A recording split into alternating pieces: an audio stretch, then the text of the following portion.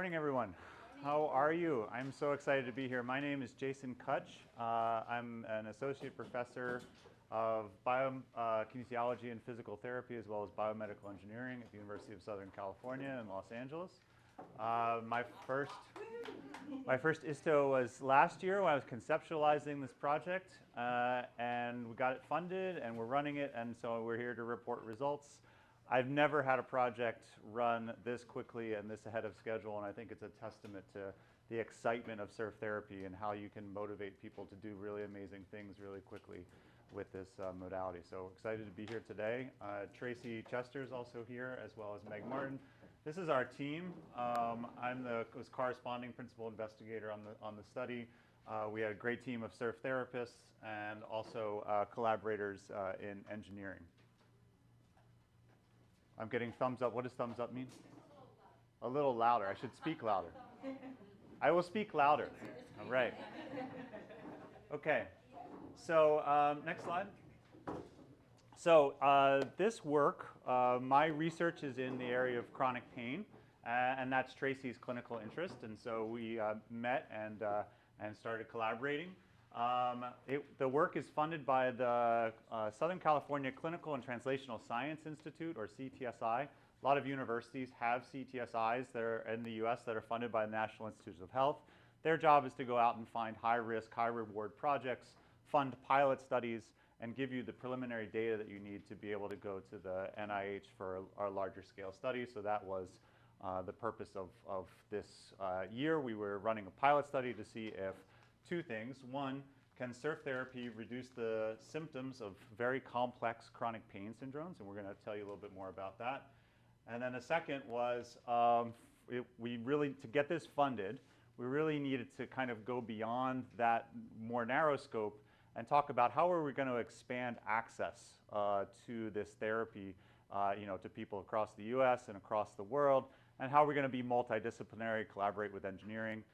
And so we decided that we wanted to ask the question, can we replicate the surf therapy experience in virtual reality to two things. One, better expand access, and also to be able to rigorously study it scientifically, manipulate variables, and really try to get to the essence of what was going on. So this was, like I was saying, I was conceptualizing and writing this project when I came to ISTO last year. I got lots of stoke and excitement from being at that conference. Went back, furiously wrote the proposal, and it got funded. So thank you for that excitement. So this was seed funding for 1 year. It was funded in April of 2023. We got $125,000 for 1 year. It was, I think it was funded because it was innovative. It was multidisciplinary.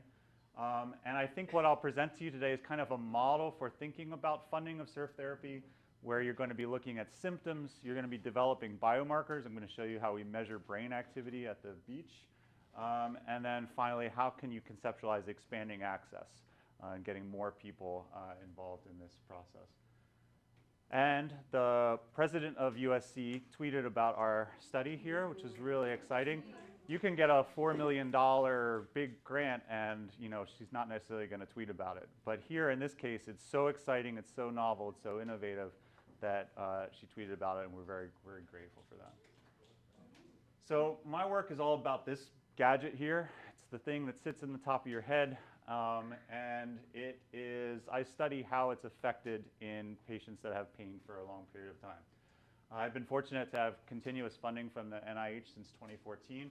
Over $4.5 million to study brain function. I do a lot of things. I try to map out brain circuits and then do non-invasive stimulation with transcranial magnetic stimulation. And one of the main things that we've discovered is that patients that have particularly complex and widespread body pain have disordered connectivity in their brain between the representation of their body, which kind of sits along the top. Maybe you've heard of the homunculus. The little person in your brain, which represents your body surface, and what's referred to as the pain network, which are these deeper structures sitting inside the brain. The connection between those is heightened, which we hypothesize gives rise to, it's just sort of too easy to have pain in your body because those systems are too interconnected. Next slide. So this is a project of personal passion for me, because as I was developing my lab and building it up and asking all of these scientific questions, I've struggled with chronic pain myself since I was in my early 20s. And as I was developing my lab, I discovered that nothing had the effect on my pain the way that surfing did. It was so profound. You could go from a really flared up, oh my God, I think I'm going to die of 8 out of 10 pain, to pain just disappearing, all in the course of one surf therapy session. So I was always really excited about it, but for a while I thought, oh, maybe that's just my thing. I'm grateful that I have my thing that I do, but I don't know if I can really build a research program around that. And then just by a series of couple of coincidences, bumping into the Resurface documentary and seeing some of the other things that folks were doing in surf therapy, it was like, this is probably not just me. There's probably something more substantial here. And so that's when I started investigating it. Here you see me out on a knee-high day, but don't forget I'm 6'6". So this is actually 3 times overhead. So what's the theoretical framework for how I think about what surfing is doing? So what I think surfing is doing from the standpoint of the brain is that, and pain in particular, is that you're putting a person in a very rich and very dynamic external environment. And that external environment, very dynamic environment, is getting read in by all of these other neural systems, your visual system, your auditory system. You're in the water to do, you're not just there to stand, right? You're there to do a goal-directed activity. Even if you're just holding a board, or even if you're just trying to get onto your knees, you're doing a goal-directed activity, which is all about what your frontal cortex is doing. So you're activating all of these other systems that feed into what I described earlier as the pain network. But what it's actually better represented at is called the salience network. And what its purpose is to determine whether your body is under threat. And so when you're feeding all of these other information into the threat system, it sort of takes the impetus away from what the body representation is flowing into that region. And so it naturally might start to disconnect those regions for some period of time. Now, if you do that repeatedly, we may be able to actually have some neuroplasticity that could benefit a person with chronic pain. Next piece. Okay, so what I think is really important, what's special about surfing, is that we all enjoy being in the water. I like to swim every morning, but this is not a particularly dynamic environment. And on the other extreme, there's a really big pipeline. I'm not going to go out on this because this is too threatening for my level of surfing. So probably for everyone, there's this kind of like optimal balance where there's enough threat to engage these networks in the brain, but not so much that they're overwhelming. And we think that this could have some positive impact on the brain. Next slide. So I'm going to briefly mention this, and then Tracy's going to tell you a little bit more about our population. For our study here, we included folks that were older than 18 years old, had a diagnosis of chronic pelvic pain. Chronic pelvic pain is one of the most debilitating forms of chronic pain, and that's why we focused there. And people that have multiple chronic pain conditions are most likely to have those alterations that I described in the brain. And so we recruited people that had at least one additional chronic overlapping pain syndrome. That might be IBS, irritable bowel syndrome. That might be migraine headache. They had to have at least one other, but it didn't matter exactly what that other one was. The sample results that we're going to describe to you today, we recruited 2 cohorts of patients because we wanted the opportunity to make adjustments in between based on our results. So we recruited 2 cohorts. There was a total of 9 patients, 6 female and 3 male in the age range of 30 to 62 with an average age of 41. And the procedure was 4 weeks of weekly structured surf therapy adapted for patients with chronic pain that Meg is going to describe. So let me turn it over to them, and then I'll come back and tell you about some of the results. It's interesting that about the threat, because many of the people that come to surf therapy are anxious because they feel threatened. And so holding space for that is really important. So we adapted the groundswell 4-week model. They have a 4-week and an 8-week, and adapted it for chronic pain. So who are we working with? He's told you the physical, the medical. I'm talking about the invisible.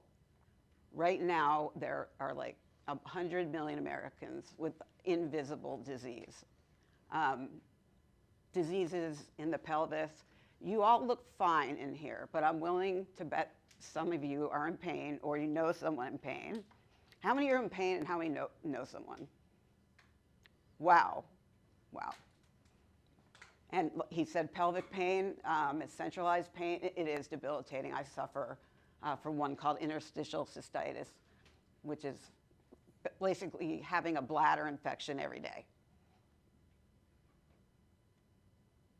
Definition of pain. Pain is defined as an unpleasant sensory and emotional experience associated with or resembling that associated with actual or potential tissue damage.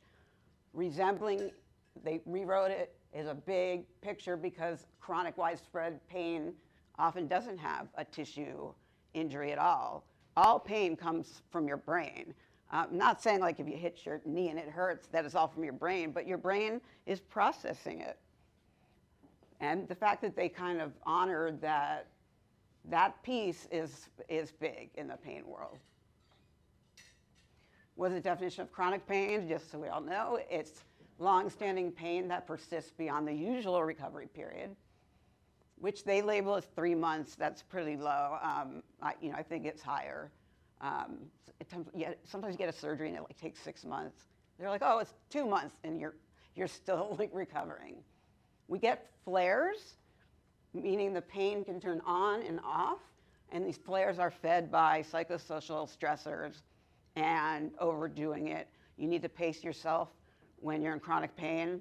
What you tend to do is have a good day and, oh my God, I feel great, and go surfing and get all your groceries and do all that, and the next day you're miserable, basically. And I take that as a risk benefit. Like, if it's gonna feed my mind, I'll take that next day. And surfing, of course, is one of them. But with this, you'll see that it's one that decreases it. 20 million Americans have what we call high impact pain. They can't work, eat, take part in physical activity or enjoy. Low socioeconomic. High impact chronic pain is what I mainly deal with at PTI. I forgot to introduce PTI. And chronic pain becomes the disease. Whatever started it, that's there, but your brain starts getting sensitized pain, so that if you like hit your arm, your pain is just much higher than other people. And I leave him to that. Do we have one with a number of people? Not specific. Okay, I had a couple slides of the number of people affected, and I remember what it is. Chronic pain is estimated between 50 million and 1 million. I went down a rabbit hole researching because somebody said 100 million, and I just looked, well, which is it? 50 to 100 million in the US. You said 1 million, 50 to 100 Oh, million. yeah. Thank you. Autoimmune disease is what we're looking at as well, because that's a big invisible one. A lot of people have rheumatoid arthritis, Epstein-Barr, which leads to chronic fatigue. Again, only in certain populations. Pelvic inflammatory disease. There's so many. There are 80 different autoimmunes. So I suggest you look all of them up, because you'll maybe see people with it, and you won't know what to do. And then chronic disease. Do any of you know what the ACEs scale is? Okay, so the ACE scale is adverse childhood events. And the more your score is like 10 questions, and they're the big ones. They're like, were you sexually abused? Was your mom getting beat up? Was there a drug addict? But there are a lot of little ones that aren't on there, like a narcissistic mother who criticizes you every day. And you're kind of like, what's she gonna say? What's she gonna say? That comes through. Trauma is a way of adapting as a child, and it stays in our body long past when we need to do it. We don't need to be waiting for mom and helping her now, but our body's like, no, I'm gonna have a panic attack. I'm gonna get anxious anyway.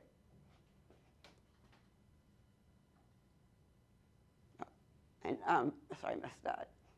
So invisibility, and what's further more worse, and what we call medical trauma, is when you go to the doctor and they do not validate you and they belittle you. And sometimes patients are waiting 6 months for this one appointment, for this one, one doctor in one of the specialties. They're hoping to get answers. They go in 6 months and they get nothing at all. They become distressed that no one's going to be able to help them. Yeah. Thank you for the. Okay, next. Do you have those words? Oh. They're there. Yeah, sorry. And so with pain, when you get especially high impact, but low impact isn't necessarily easy either. Hopelessness, invalidation, misdiagnosis. My patients feel belittled by their doctors, especially women, young women, anyone that was a drug addict. If you come in with a tattoo, they're like, you did this to yourself and you deserve to be in pain. Depression, up to 85% of people with chronic illness have depression. Again, that's because you're limited. You can't do things that you used to do that made your life have joy. You become a burden on the family. Some of that is your self-hatred, because usually, like, my husband doesn't feel like it's a burden, but I'm always like, it must be a burden, so thank you. And then your anxiety, fear. Isolation is a really, really big one. Chronic pain is like torture, and torture is what? It's pain that you don't know how long it will go. It's isolation. And the third one is when the army people, they throw you into a room and they just blast music at you and all those techniques. For us, that's waking up every day and dealing with sensitivity and other issues. We don't need to be tortured like that, but it does feel like torture. And the isolation is probably the worst part of this. And that's another reason we're doing group chronic pain therapy. And this study came about in a wonderful way. I had Jandra Mueller was my physical therapist, pelvic, she still is. And I was saying, surfing's great for pain. And he was in a meeting with her and he was saying that. And so that's how we hooked up. It was like very random. So, but that's how things seem to go. You're up. So I'm going to hopefully not break out into karaoke mode with this microphone, but I'm withholding here. And if you know my personality, there's a chance it might happen later. But I was fortunate to be asked to be able to be a part of this program. I'm coming from Groundswell Community Project and was asked by Tracy and Jason to also be a part of it. And as you can probably imagine from what they've shared so far, for good reason, with great work that they've done. I'm just going to specifically speak about some of the adaptations to the curriculum specifically to fit the needs of personally for an area of interest, because I myself suffer from chronic pain, specifically pelvic focus and interstitial cystitis, and it's something that I experience every day, so I from my life and my own surf program. The session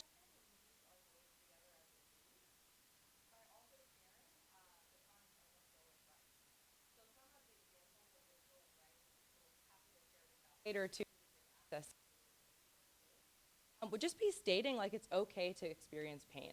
I have the right to experience pain and to talk about it freely. I have the right to speak about how my life was different before I had chronic pain or before I was experiencing the symptoms that I am now. And really setting space for that.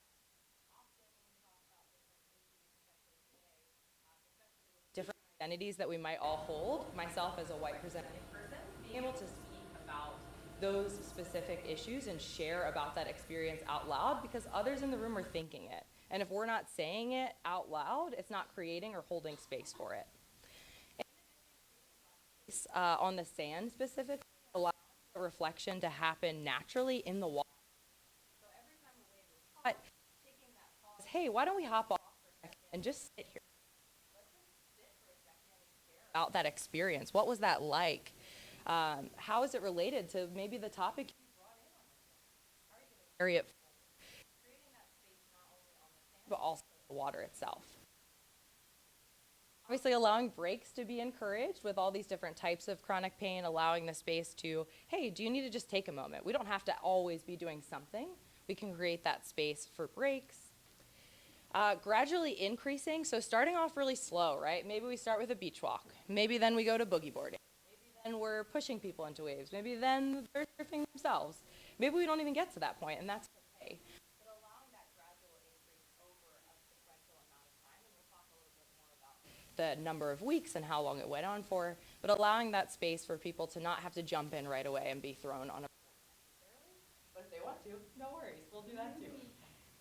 And then lastly, and this I think is really important, not only with working with folks with chronic pain, but just in general, having a trauma-informed approach and carrying 5 pillars of trauma-informed practice into everything we do.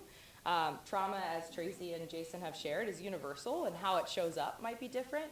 For me, it might look like chronic pain. For you, it might be depression or something like that. But just having awareness and carrying these core principles into the program. So safety through that frequent checking in, providing many options and trauma-informed care, not just saying, hey, we're going to do this, but how does that sound?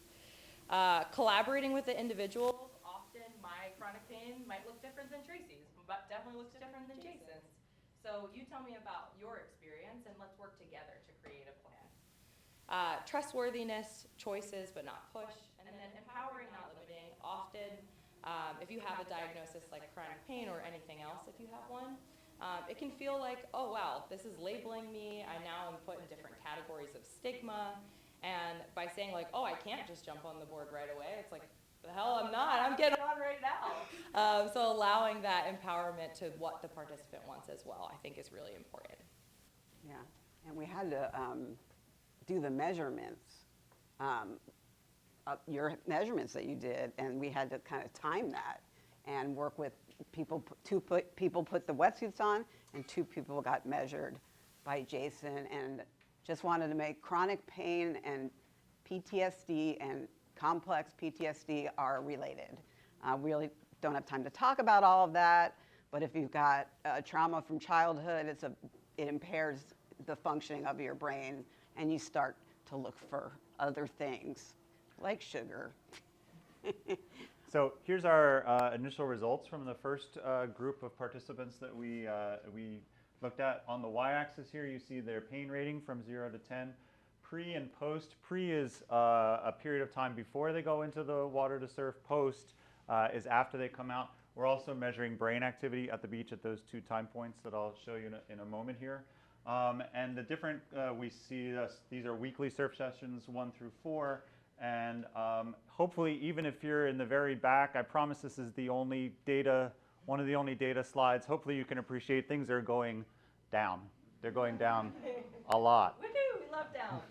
So I just want everybody to appreciate, like, you know, here's an individual that is coming in at a 7 out of 10, and they're going to 0. Wow. And that's like, you know, we'll compare these effects in a second to kind of what we expect for chronic pain, but these are very large drops. This is not something you would typically see in a clinical trial, even for this placebo group, let alone an active group. Yeah? Sorry, quick question. Is that like a self-reported subs? This is just self-reported, how much pain are you in now, 0 to 10. Yeah, and we'll gonna show hold another pain questions measure later. in a second so we can see different forms. Yeah? This is just a numeric rating of pain, 0 to 10. You know, 10 being worst pain imaginable, 0 being no pain. Can we have questions at the end, everyone? Because there's a lot of them. Yeah, let's come back to questions. I promise. We want to have the time for that. Okay, go back 1 slide. So the other thing is, when I'm going for larger scale funding for this, I'm going to have to talk about the control conditions and how I'm going to know whether this is a non-specific effect or if this is specific to surfing. In a pilot study, you typically don't want to spend a lot of time on very tightly controlled conditions because you want to demonstrate there's an overall effect to be looking at. But we're trying to chip away at this control effect a little bit. So one of the ways we did it in this first session was In these last 2 weeks, we also took pain ratings when they first showed up at the beach, before they went in the water, immediately after they came out of the water, and then when we measured their brain activity a few minutes later. And so what you can see from both of these is that there is not a large change when they first show up at the beach. And that kind of controls for being in a group, being in the natural world, some of those other features that people might consider non-specific effects. The large effect happens when they're in the water. And I'll show in a couple of minutes here what we did in the second group to try to figure out what was happening exactly in the water. So next slide. So this was our second group of chronic pain patients. Same basic effect. The only difference is I rescaled this. So these were, the patients were coming in with lower amounts of pain in the second group compared to the first group. But that's actually good. That means that it can be effective at reducing a person's pain. I mean, we're still talking about people that are living their daily lives at a 5 out of 10 or a 3 out of 10, which is not a lot of fun. But this shows that even if you have larger levels of pain or lower levels of chronic pain, surfing can be effective at potentially reducing that pain level. One other thing to note from this, Tracy mentioned flare-ups earlier. We did recruit an individual that did not have pain. You can see at these first 3 weeks. And she said, should I stay in the study? I only have flare-ups occasionally. I don't have pain every day. And I said, yeah, let's stay in the study just in case. We don't want you to flare up your pain. But in case you have pain one of these weeks, we want to see what happens. Sure enough, she came in the last week with pain, and the surfing resolved that pain. So she came out without. And I think that's informative for us. Next slide. Okay, so in the second group, the other thing we did as a potential control to figure out when these pain reductions were happening was we asked a person retrospectively when they exited the water. Immediately when they came out of the water, we asked, if you experienced a pain improvement, when did you start to feel that? Was it before you got in the water? Was it while you were in the water, kind of up to and including the first wave you caught? Or was it in the water after the first wave?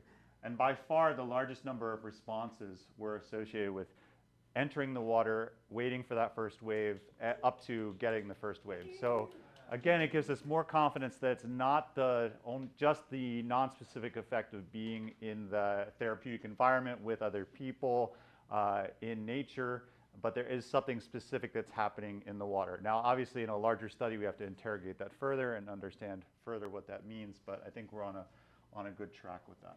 Next. Can I ask a question about that? Sure. So interrogate that insofar as to discern if the reduction of pain is related to the water or the anticipation of surfing, or somehow how that connection is that. I'll tell you a little bit how we're going to think about doing that in VR. Other controls that we might envision would be in a pool, kind of changing the complexity of the environment. Lots of different things we could use to kind of tease apart exactly what that is. But yeah, you're exactly along the right lines. So patients don't really like being asked, what's your pain 0 to 10? It's something we have to do as pain researchers because it's kind of a standard, but it's nice to have other forms of pain measurement as well. And so Tracy did some other questionnaires that she'll tell you about. Do you have the briefly. slide with the picture of the? No, I think we just have this one. Do you have anything with it? Okay, so. We can share it out after. Okay, Yeah. we'll share. More research to come.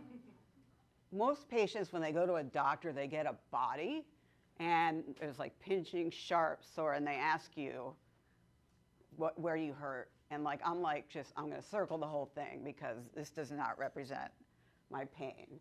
But there is the McGill scale, which is full of words like wrenching, tugging, sore. The biggest one is exhausting. When they arrive, they are exhausted because all of us with chronic pain, the fatigue is the worst part of it.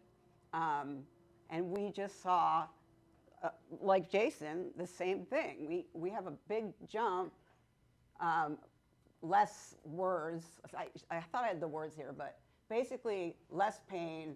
In this, we're studying how many words they selected, how many symptoms do they have, and then how did those symptoms improve. And one of the big things that I saw was exhaustion is a huge one, but afterwards, they wrote tired instead of exhausted. I thought that was really interesting that it changes the perception of it into, yeah, I'm sore because I just did a surf. And then, I mean, so you can see cumulatively, it's huge. It's 50%. I didn't expect it that high. And then the post-session. This is the second group. Oh, this is the second group? So first cohort of 5 patients, second group cohort of 4 patients. Yeah, okay. Well, this one, they had less pain overall.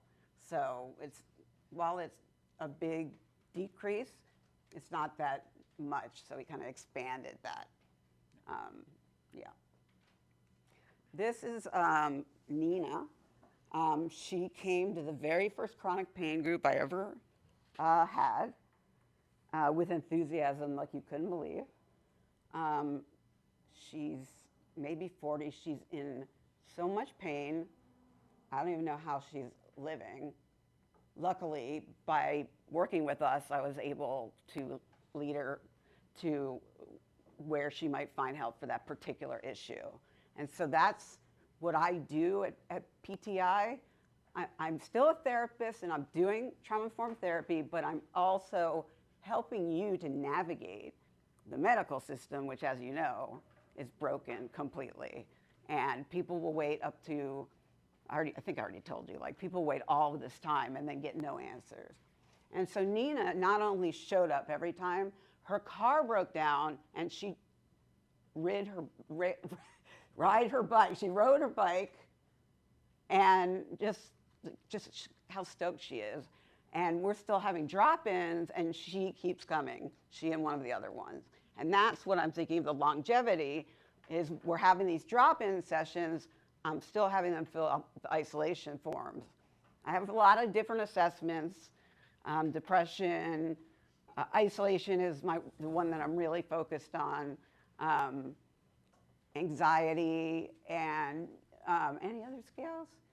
Whatever. Let's hear from her. I remember that the first day I came out of, the water and I was smiling. No. But I can tell you for sure that since my mom passed away, actually before my mom passed away, because I haven't smiled before that. It was like months. And I understand that part of that was grief, right? But it was also pain. It was like, I'm in pain, I'm, exhausted, and I'm in pain and all this stuff. Remember that Okay, so you can go ahead and put up the whole thing. So obviously we don't want to infer too much with a study with 9 patients, but I think we're on a good track here. I think we have pretty good evidence of a strong trend towards significant pain reduction after surfing compared to before. And I think in aggregate, we're looking at pain reductions likely greater than 50%. Compared to all of the RCT literature out there for chronic pain, that's a very large effect. You would at max expect of 35% improvements across the RCT literature. So we're already kind of exceeding that. One thing that I was really excited about from a statistical perspective is that there was no trend towards an interaction between the symptom reductions we observed and the number of sessions we did. So in a placebo study, you tend to expect the diminishment of the effect as you go along. Ours not only didn't diminish, it even looked like the size of the effect was scaling up from session to session to session. And that was my own, not that I infused this with any bias, but that was my own personal experience, was that the more times that my brain observed that this activity of surfing could reliably reduce my pain, the more I got excited about it, and the better response I got from each subsequent session. So I was excited to see that kind of bear out in the statistics. We are still awaiting follow-up data from the second group. They're coming in this week. They're currently in my lab doing their follow-up study. But for the first group, we asked, how likely are you to continue to use surfing as a means of managing pelvic pain symptoms? All indicated the highest level, that they were all very likely to continue. And as Tracy mentioned, a lot of them are continuing to come into drop-in sessions. So let me pivot a little bit and talk about measuring brain activity at the beach, because I think having objective biomarkers to supplement what we're looking at in terms of symptomatic improvement is really important for funding and also opening new avenues to understanding this exciting activity. I had a great team of graduate students and undergrads that really took the lead on this. And what we do is we use a Muse device. These are commercially available. They're marketed mainly at helping you to meditate. They come with an app, but they're also being used for research purposes. They come with other apps where you can record the data pretty easily. And the great thing about them compared to, in my lab I do fMRI, I also do full cap EEG. Full cap EEG is a nightmare. It takes forever to set up. You have to put little amounts of conductive gel in each electrode. It's not helpful. The Muse is very nice. It has 4 channels of EEG, or 4 contact points that it records from. You slip it on, it takes a minute to start acquiring the data, and you're off and running. So it's great for the purpose of the beach. And next slide. Just very briefly what we do, we get signals from the brain over time. We decompose those signals into different frequency bands of interest. And so it's kind of analogous with waves, right? When you're out there, there's very long period swell, and there's very little ripples on top of the long period of swell. And our brains have the same thing. We have different frequencies of oscillation of neural activity in our brain. And there's a plethora of research showing that these different bands correspond to activity in different networks of the brain. The one that we're particularly, go back one slide, one we're particularly interested in is the alpha band. The alpha band it will basically generally increase as you go into a more meditative state. If you go to the next slide, that's kind of exactly what we observed from surfing.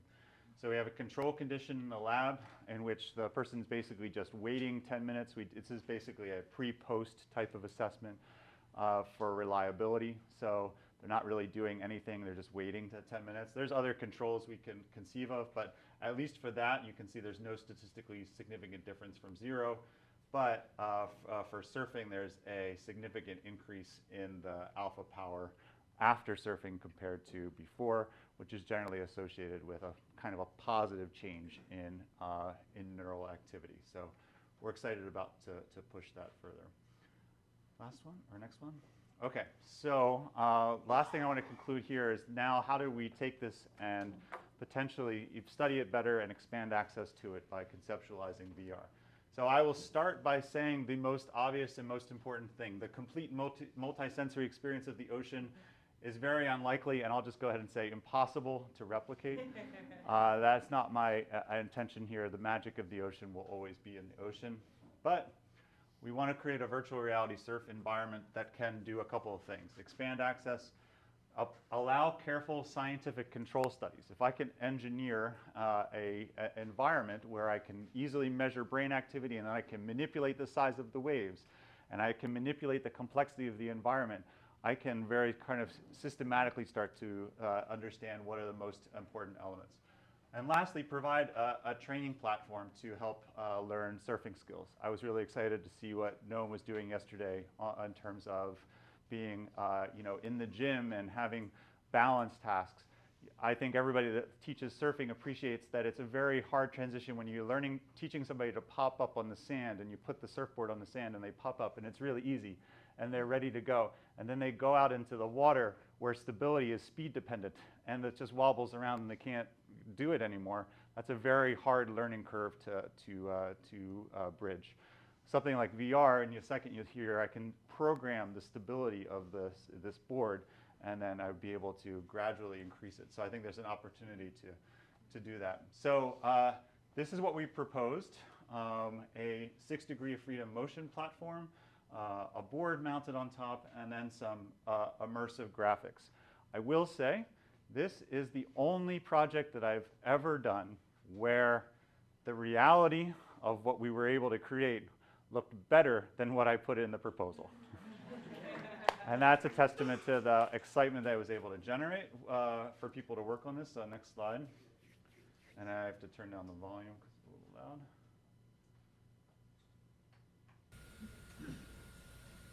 So So I had a great team of engineers and other students. Go ahead and play it. So this is the reality that came about. So here's Mia. She's going to go into her VR environment. There's a screen here that shows what she's seeing, but we'll hop in there in a second. And so basically the headset is tracking her hands, so I can use that to allow her to paddle through the water. She is moving, so we're tricking her vestibular system into thinking that she's actually moving. And so when you're in this environment, you feel like you're actually moving around. We want it to be very adaptive, so if a person doesn't want to paddle, they can stand up paddle or they can row like a kayak. There's a fan sitting right here generating airflow, so you have the tactile feel of wind. And then my favorite part is I got to engineer some And you very got the beautiful goggles waves. on and you're like behind and this wave starts coming at you. Amazing. What I really loved was, you know, when you're paddling out and you go over a So wave. she's about to hop over this wave, and it feels and you like, feel it, which is my favorite feeling in the world.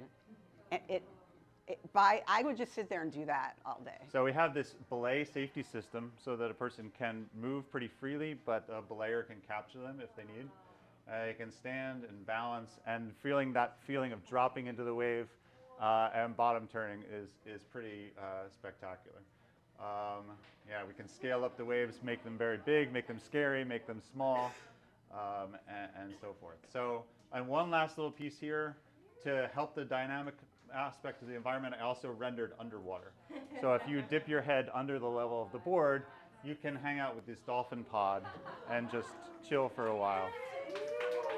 And it made this sound transition so that you go from hearing the ocean to hearing muffled underwater, and that sound transition really helps. So this week actually is the first time the chronic pain patients in the second group are actually going to be in the VR environment, and we're going to see if it has an impact on pain. So that's happening this week. What we did do, though, because we wanted to make sure, we're not going to throw chronic pain patients who are going to have heightened sensitivity into this environment before testing it in otherwise healthy individuals. So we ran a study with 17 otherwise healthy individuals, 8 male and 9 female, a little bit younger on the age range, about 28. We asked if they had prior surfing experience. The majority did not. We asked if they had prior experience with VR. The majority did. And we asked if they had motion sickness during prior VR experience, because we want to see, is this environment two things? Is it A, immersive, like do people enjoy it?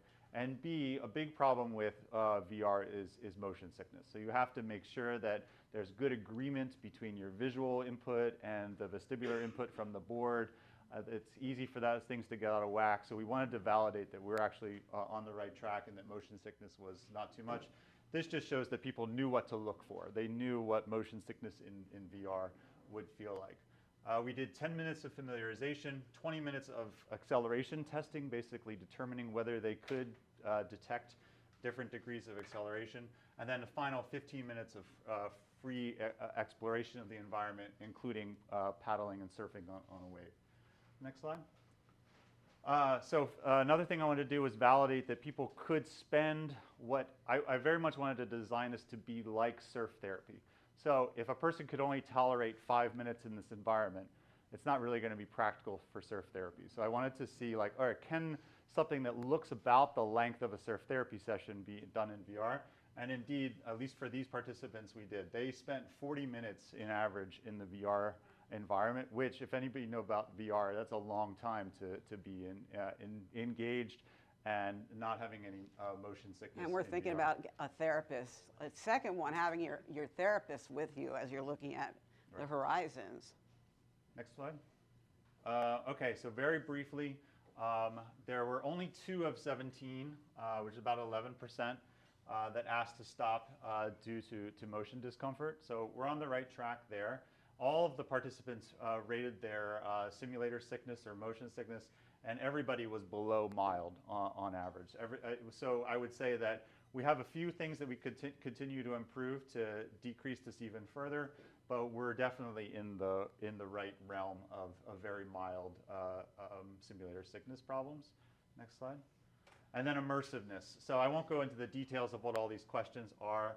All the ones in blue, we want to be high. They ask things like, did this feel really engaging and immersive? And the 3 that are orange are questions that you want to be low. They're like, was it boring? And how much do you agree that this environment was boring? And so generally, the ones that we want strong agreement are high. The ones we don't want high are low. So the participants found this environment very, very immersive. And so we're excited we're on the right track. Next slide. So you can just put up the whole thing. In summary, preliminary evidence that surfing is associated with pain reduction in very complex chronic pain where it's difficult to get improvements in symptoms. Surfing is associated with objective improvements in brain activity, and an engaging virtual reality experience can potentially be constructed around the surf therapy construct. What's next? Can the VR experience be enjoyed with patients with chronic pain and other patient populations? We're starting to get at that this week. Is VR associated with improvements in brain activity? And specifically, what phase of the activity are the brain activity improvements coming from? We think they might be specifically coming from that exploration of surfing the wave. What we found with our participants so far is they spend a few minutes exploring the environment. They're like, oh, this is really cool. This is really interesting. And then we're like, oh, if you paddle over there, there's a wave park, and that's where you can surf the wave. They paddle over to the wave park, and then they just want to go and go and go again. Just like that feeling I think we've all had. We get off of one wave, going really fast. and we're like, we want to get back out there for another one. So I'm glad that we're on that track.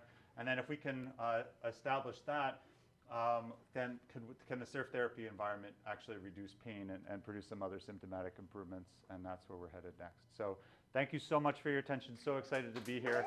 Happy to take any other Do you questions. have the slide with the resources? Oh, right. So if you want a free training where you learn what to do when you have a chronic pain patient or participant, it can be overwhelming. You don't know how they're going to do. They want their story told. That's why I interviewed like 3 or 4 of them. I don't know what's going to come of it. So we'll put it in WOVA. So this is a free access. Can't be there. You can see the video. We do have in person. And then there's a training of medical trauma, which I didn't get to talk much. And then you can go onto our website and get an ACEs introduction, or just go on your computer. That is a really big deal we didn't get to talk much about, but the adverse childhood events and their significance in the complex illness we have is linked. So I just want to make sure. I just wanted to thank the graduate students, Jyoti, Jason, and Pramankar. A lot of nice input from Natalie Small, and also Tracy mentioned earlier, Jandra Mueller, the physical therapist that really connected it all together. So thanks to also the funding sources that have been very generously supporting my lab. And thank you.